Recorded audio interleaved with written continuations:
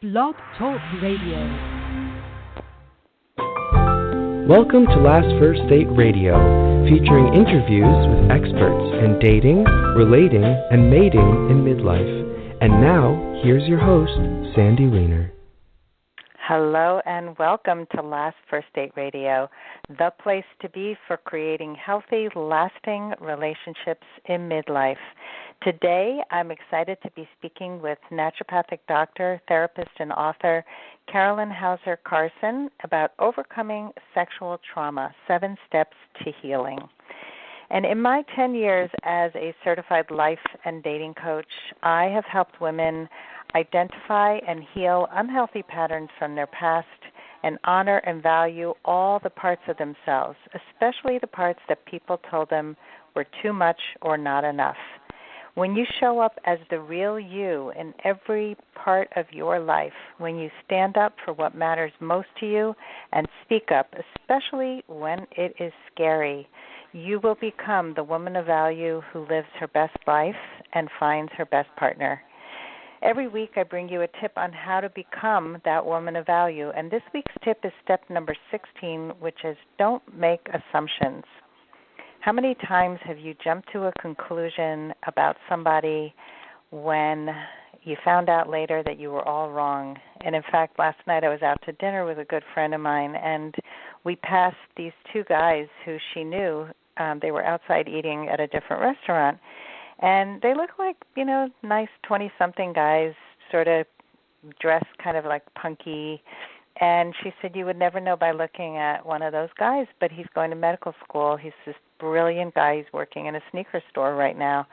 Everybody's got a story that lies within, and we need to really be curious instead of making assumptions. Just think about how you don't want people to assume things about you, right?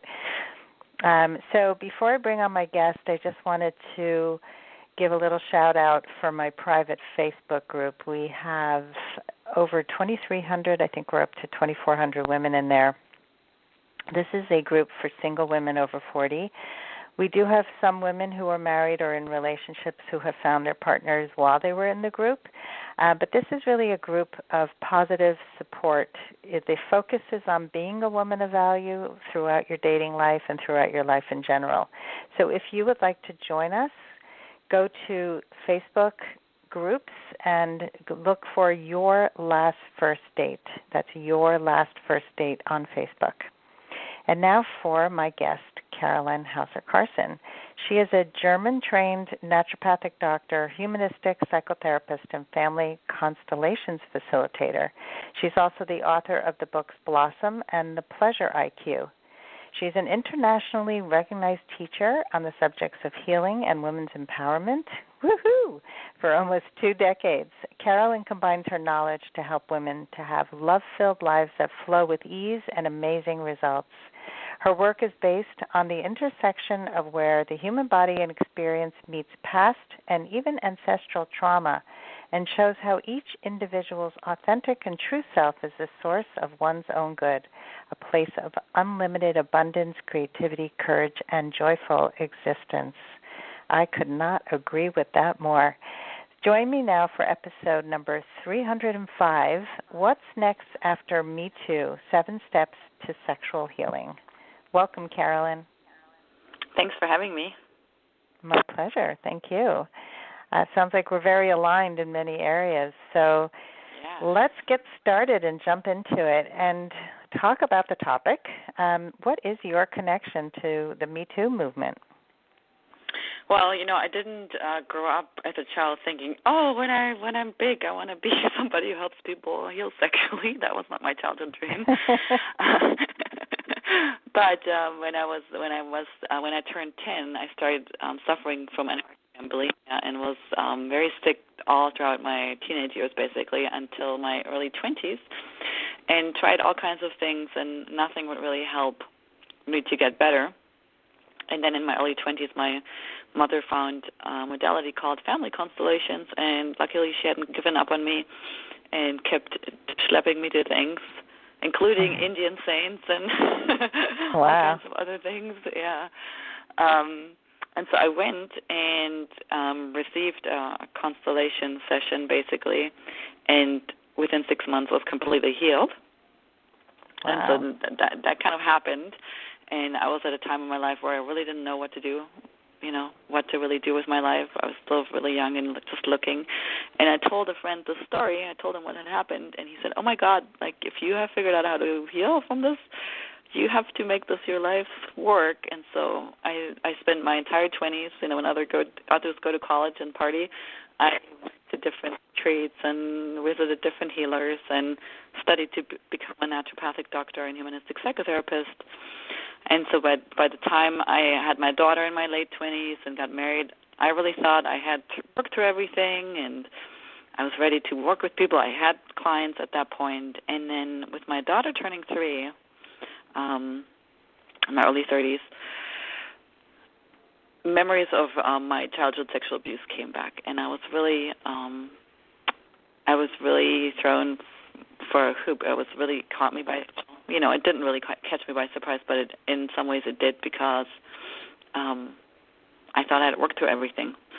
And luckily I had a spiritual mentor at the time and went to him and said, hey, I can't function right now. I have a little child, I have clients, and I can't be there for them. And that's how bad it was. And he just said, well, chances are that this coming out now in your life really means that this is actually part of your purpose and what you're meant to be doing in your life. And I've always wanted to write a book. That year I actually had started writing a book. I didn't know what it was about. I just sat down and started writing. And so then it became really clear that, my first book had to be around how to heal from this. And I had several books in my life that really changed my life. And so I envisioned my book to be a book that people could really use as a transformational tool. And so I conceptualized it, and I took myself and a group of women through the process and kind of got their feedback, and then took all of their feedback and created the book. And so that's my connection to childhood sexual abuse, and the Me Too movement by default. Wow. That is an amazing story. And I love how you found your purpose through crisis, through what happened to you, but through the healing, which is such a beautiful thing. When you can share how you have healed, you can share your process with others. I think that's and having had one of the best feeling, things. had this feeling, I'm going through this not for myself but for others, that really helped me tremendously. The whole time I was, working on it, I could feel all the other women, and I felt really connected to them, and I didn't feel alone, and I've heard people say, even if you're going through abuse and you're afraid to speak up to the perpetrator, that sometimes just thinking that you're doing it for someone else, not just for yourself, but you're doing it for all the people who come after you. And I think that's something to keep in mind, because so many times you're so afraid and you feel so small, but actually we have incredible power to speak up to abusers and or to learn how to deal with them in a much more effective way. I'm just curious about one thing before we go on, and that is what do you think is the connection with your daughter turning 3 and the sexual abuse? Did it happen when you were very, very young? Yeah, it started when I was 3. Oh, wow. So it just brought that back. Yeah. Wow. Yeah. Fascinating. So thanks for sharing that. And let's talk about the healing process. So I think you have 7 steps, correct? Yeah. So let's start at step number 1. What is that first step? The first step, and actually blossom came to me as the word, and I didn't quite know. I mean, it had a feeling to it, and I really liked it.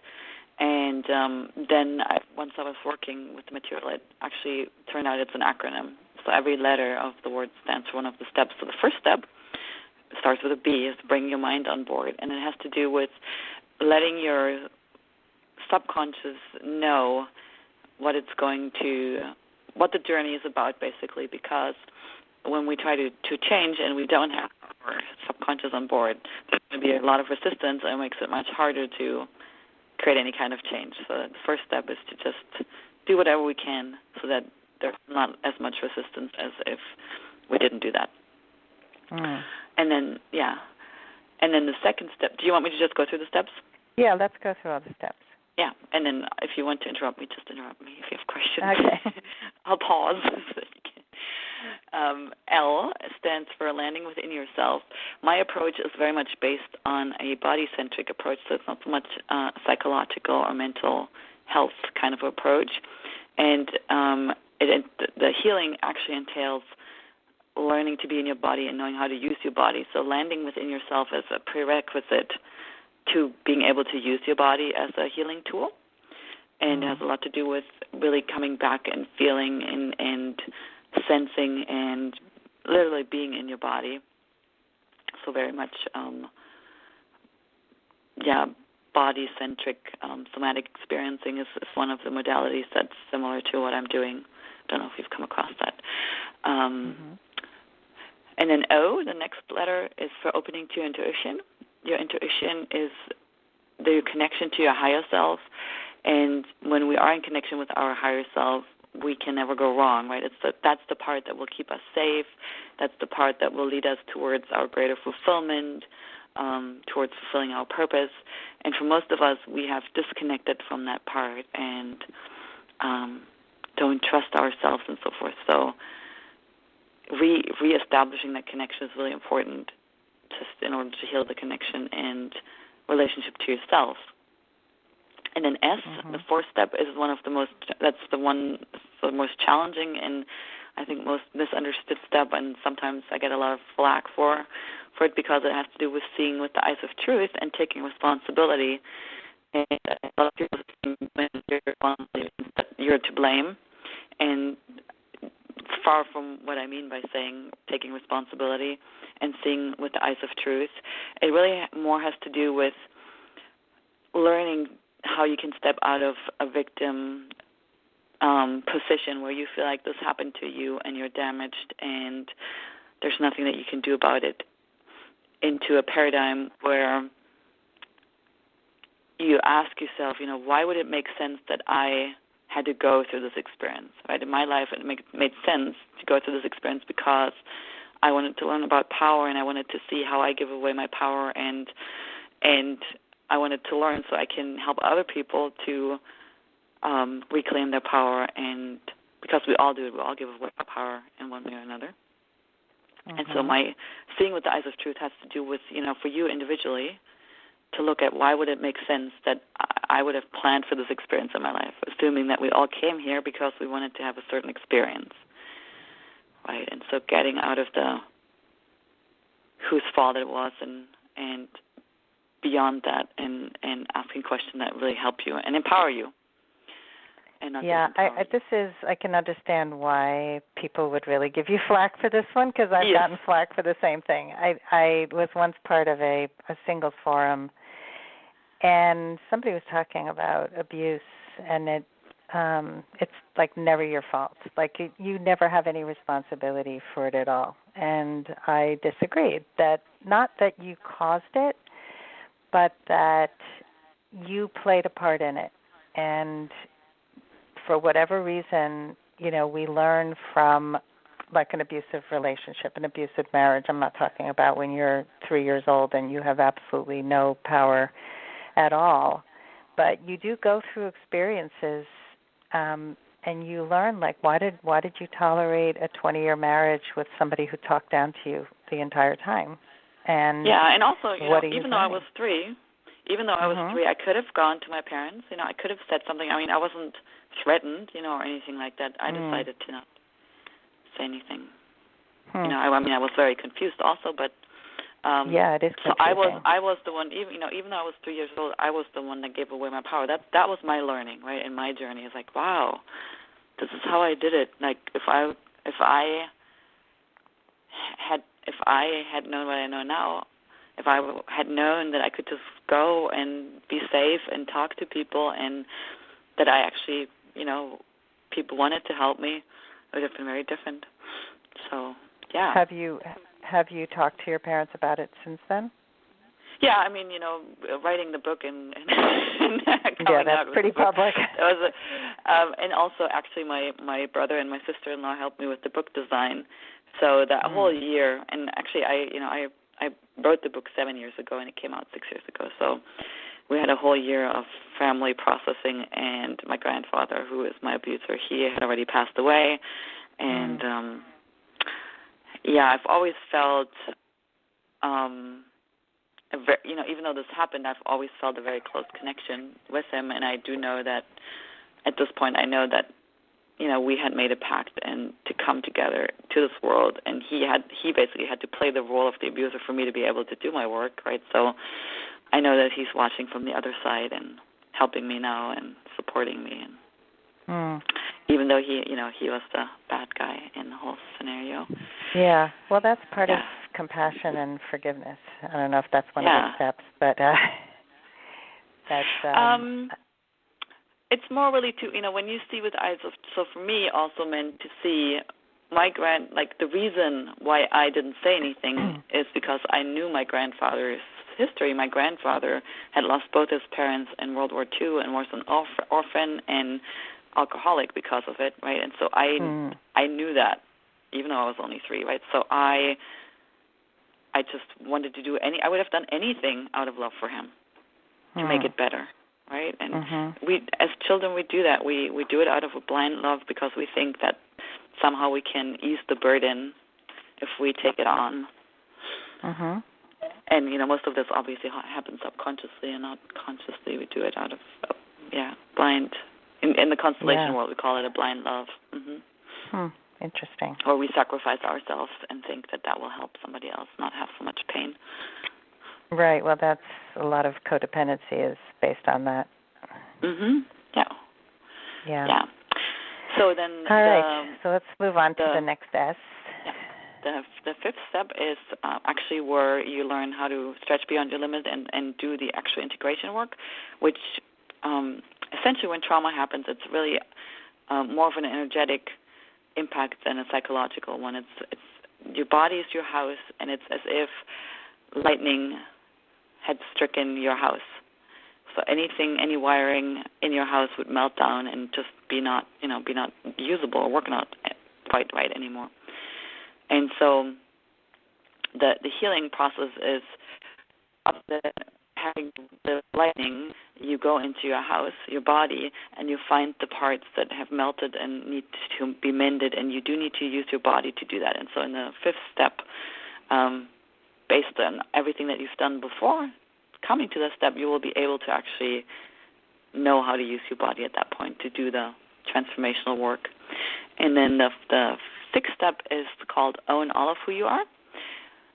This is an important step because it starts moving into relationship. We all come from feminine and masculine energy streams, and most of us have conflict within ourselves, either within our own masculine and feminine or literally with our parents.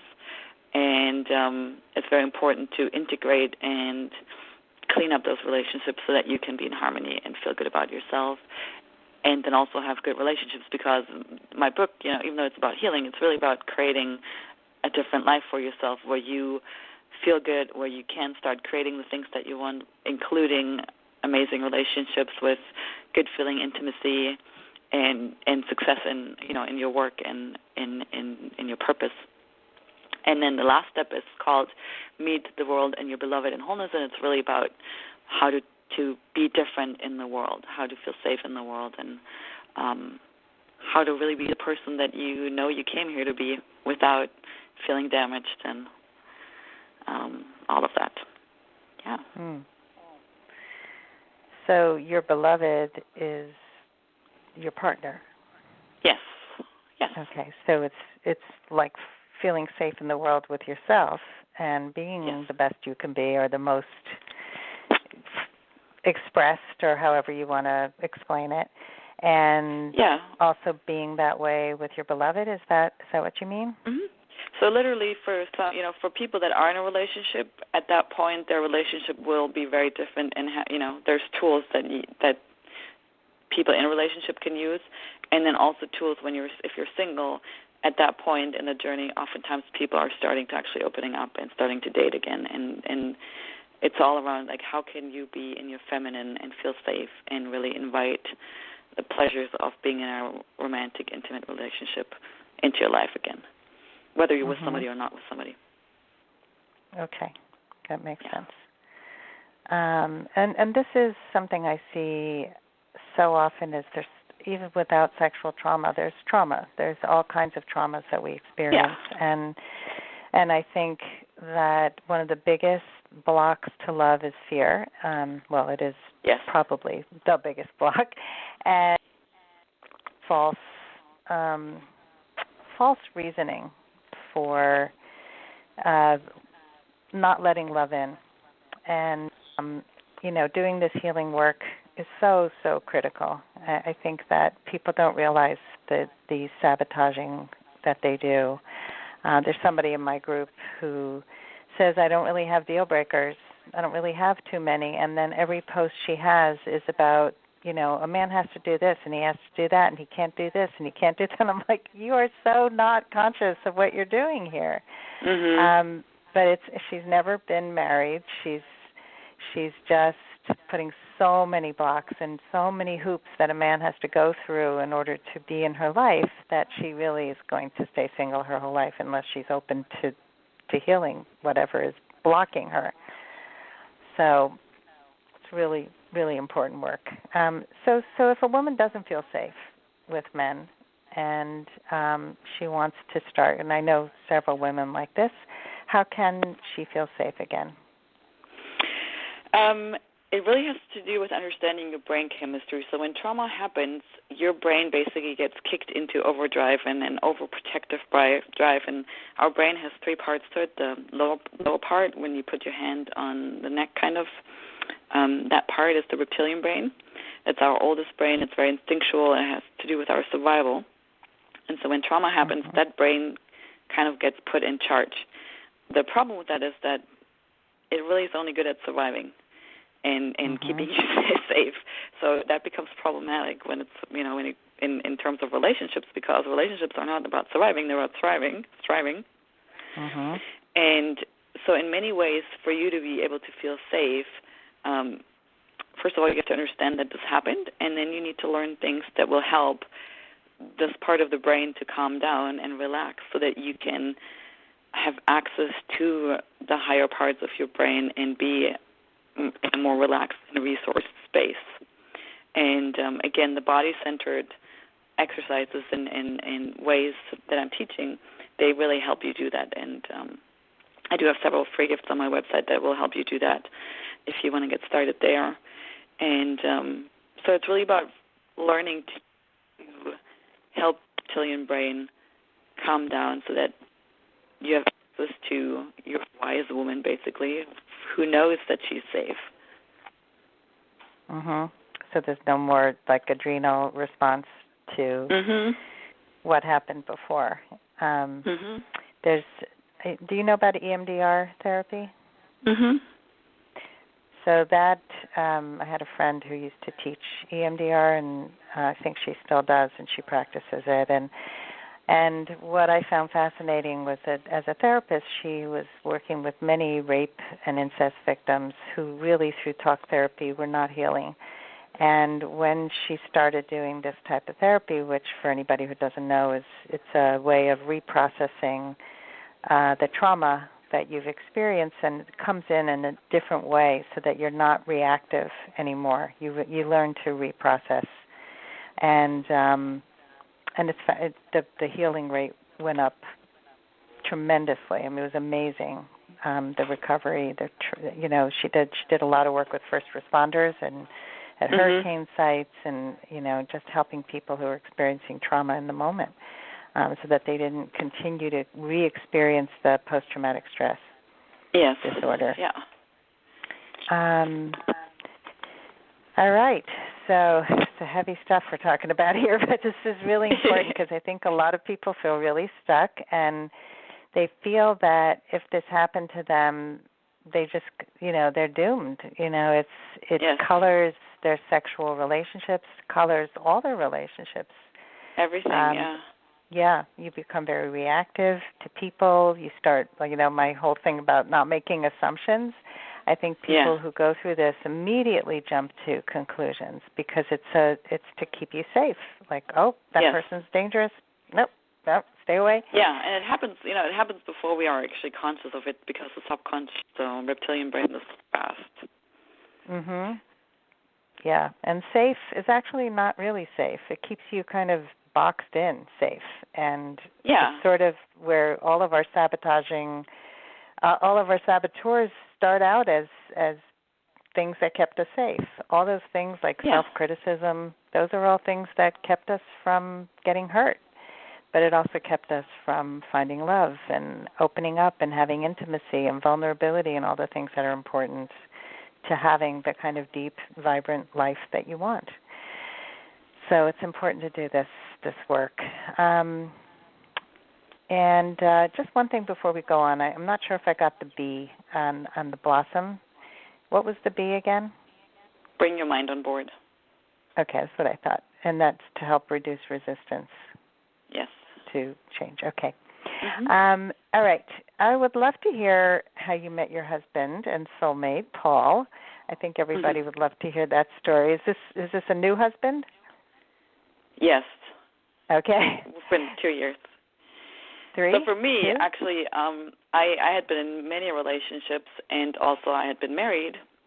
I have 2 children with my first husband, and my first husband and I, we kind of met, and he was twice my age. He was 25 years older than I, and we were just hanging out, and I got pregnant with using birth control. So I really felt, and I had been wanting children at that time, so I felt basically I had an arranged marriage because, it happened with birth control, and it was okay to be.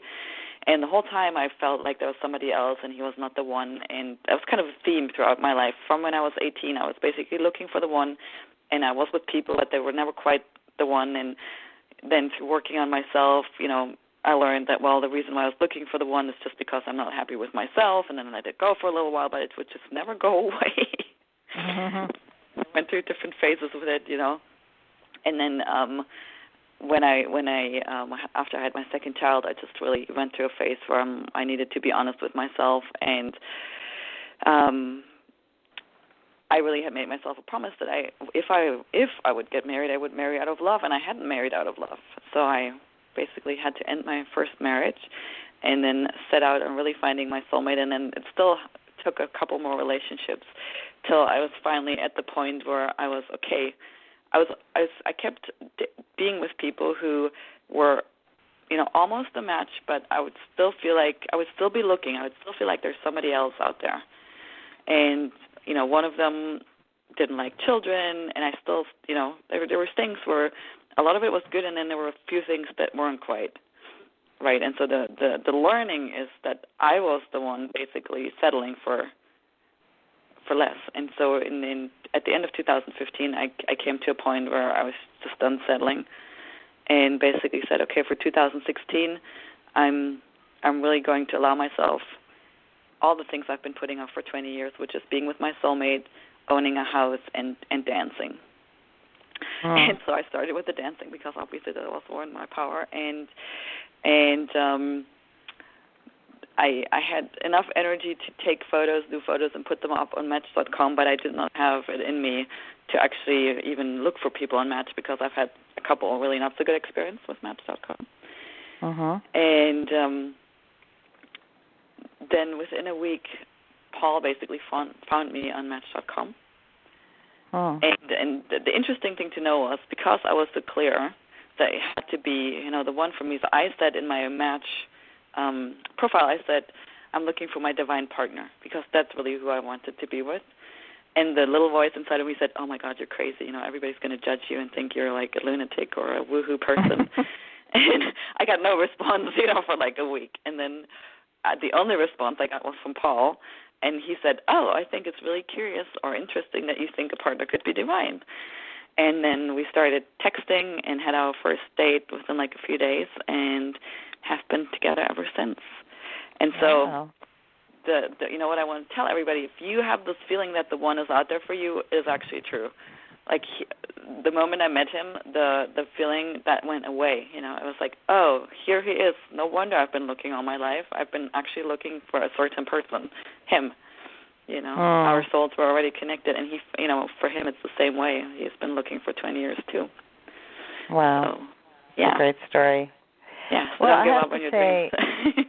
yeah, no, it's a beautiful message, and I want to say that it didn't just happen because you kept looking. It also happened because you became the woman who would attract in that man. So it's a two-part process. I think you really have to clear out the muck. You have to really, you know, love yourself, honor yourself, and know that you are valuable enough to have what you want. I mean, you let yourself have your wishes, and that's why vision boards are great. You know, when people really wish and allow themselves to let go and let love in, love will often show up.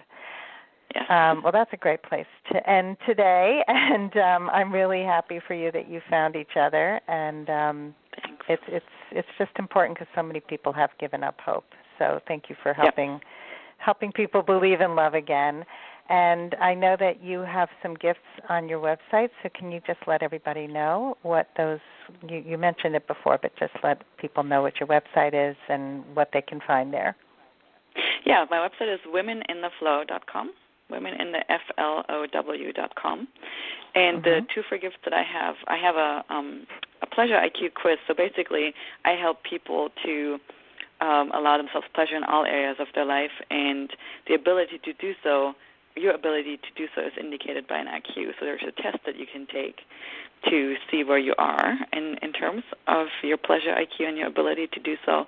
And then the two most important tools to help you really allow yourself to have everything that you want have to do with learning what your true yes and no feels like. And there's an audio on my website that will teach you how to do that. And then also learning how to get yourself into a high vibrational energetic space. And so the second or the third free gift, it all comes as a bundle, is also on my website. Wow, beautiful, very generous, and very helpful, very, very useful for people who are looking for love and